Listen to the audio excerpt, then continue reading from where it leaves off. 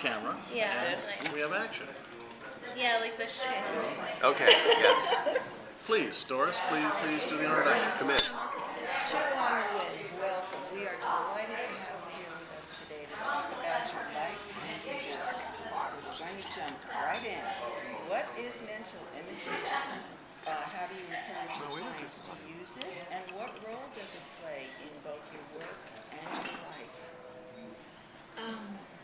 Well, mental imaging to me is not only that you have to visualize it, but you also have to Doris believe will it. talk up, okay. And then the last thing is you have to take action. Just let me know when your video is over so I don't Whatever break that the you- food too I'm fast. sorry, I'm getting distracted.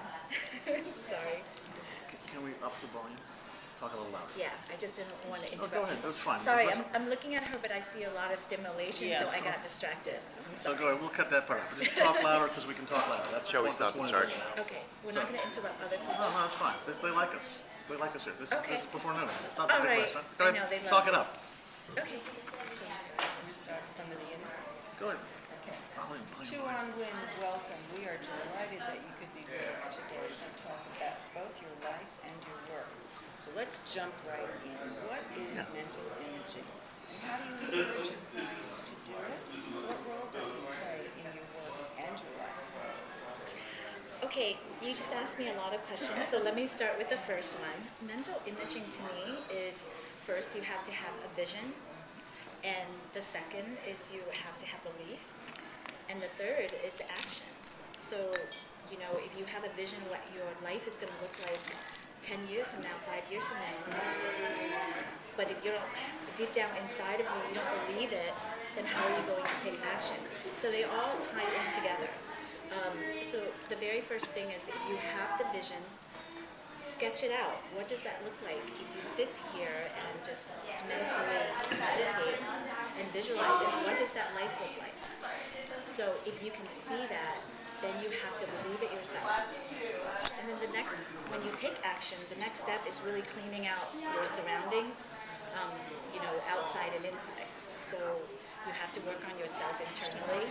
Then there's a lot of steps that goes into it, so it gets a little bit complicated. But the very first thing is you have to do an inventory of your external surroundings. What exactly is So that? what it means is, you know, if you want a life full of happiness and free of stress and, you know, full of prosperity, well, are you living in a clutter mess? You know, if you take a look at your space, are you happy staying at your house, or do you just go home and you don't want to deal with it and then you just leave again? And the next thing is, what kind of people are you surrounding yourselves with? I know that there was some sort of study that, you know, the 3 people that you were closest in your life, that determines what your life is going to look like. That's a good point. That's You know? really important for people to know. Yeah, if you want to be in a happy and productive and loving relationship, you need to surround yourself with people who are in happy, productive relationships. But I think a general thing that a lot of my clients do is because they're single, they start spending a lot of time with other single people because they're thinking, well, they're single like me and they're in search of the same thing like me. But what you're going to hear is unsuccessful dating stories. So all that energy is coming towards you. That's really fascinating. It goes against It people really might goes. think. Yeah. Yeah, or one of the things I did for my career was I made a lot of mistakes, business mistakes, and I've had a few business failures when I was very young. So what I did for myself is, you know what, no more spending time with struggling artists that are constantly talking about, I can't pay my bills this month, I'm not, you know, and I said, I gotta surround myself with people who are very successful so I can learn from them, and I don't have to hear that negative talk.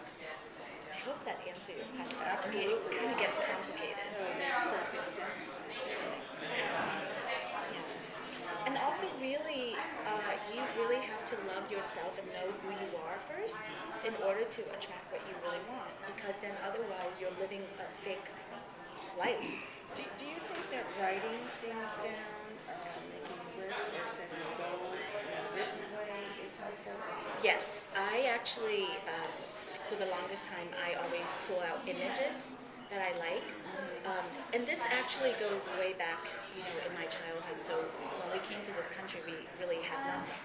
And And my mother would always say, you know, we're gonna make money one day, we're gonna have money one day, you know. And so what I do is whenever I see magazines of a big house or a nice car or, you know, nice clothes, I just pull it out and as a teenager, I had it all over the wall with fashion, nice house, nice everything. And I would just visualize and dream, and then I would tell my parents, you know, one day I'm gonna be famous, I'm gonna be rich and famous, I'm gonna go back to Vietnam and help all these people, you know. And then I took my mother's advice in school. She said, surround yourself with friends who, you know, come from families that are more educated than us. They're, you know, more disciplined, more well-off than us, because when you're around that, you observe their behavior, and then you see successful behavior. So she had always, or even if you had friends that were not wealthy, but their lifestyle habits, or, you know, their habits are healthy, you know, it's good for you. So it's all about you are who you attract. You bring about what you think about.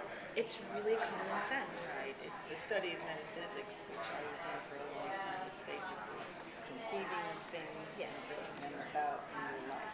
Your mother was a really marvelous role model for you. Yeah, she was. I mean, even the several attempts to escape Vietnam, she was the person that actually was in charge of hosting all these escape trips, the boat escape trips. And so she got thrown in jail several times when she was caught, and she just never gave up. She's like, I'm starting it again. She would gather people together and she negotiate, and she does all these undercover things.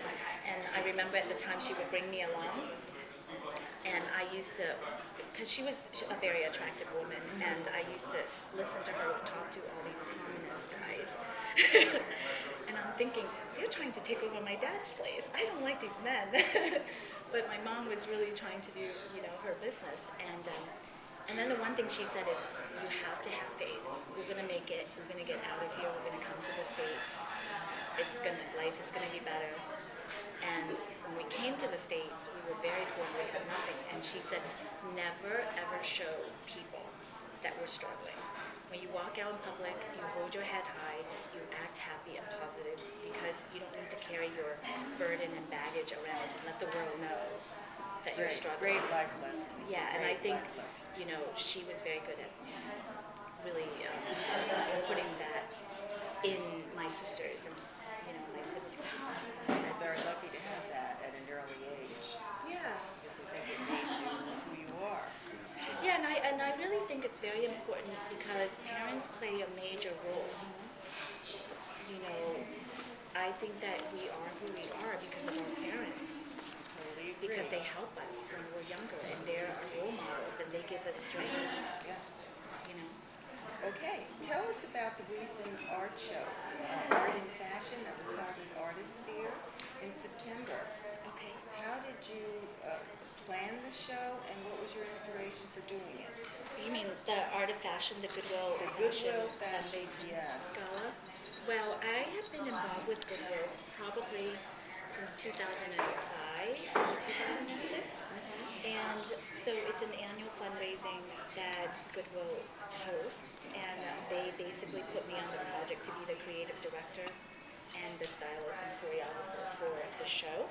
So I work together with Brendan, who's the VP of Marketing, and Shauna, and the rest of the team, and we brainstorm, and then we come up with a theme.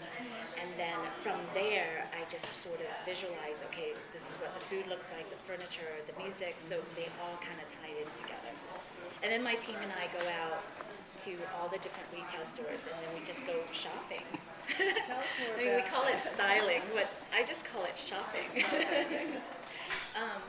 Yeah, so what we do is we just go to all the different retail stores, and and I gave them very specific instructions. I said, if it doesn't have sex appeal, and it's not stylish, you know, and it doesn't enhance a woman, like make a woman look good, don't pull it. Or if it's not unique, don't pull it.